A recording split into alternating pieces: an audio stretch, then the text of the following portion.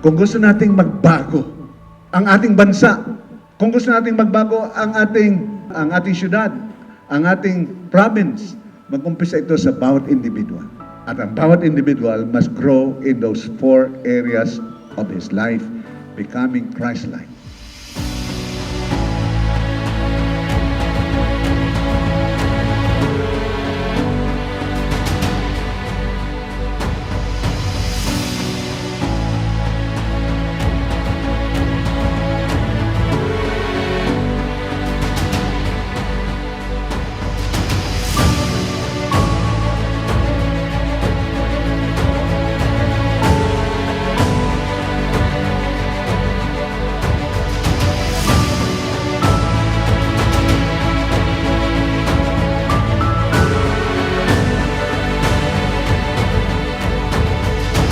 Model natin si Jesus.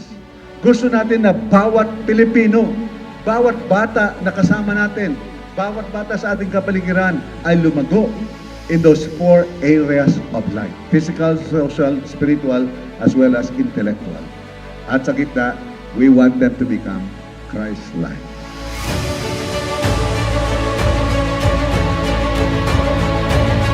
Why are we here?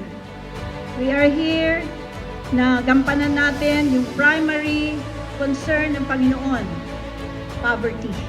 There are 3 kinds of poverty: material, spiritual, motivational, relationship poverty.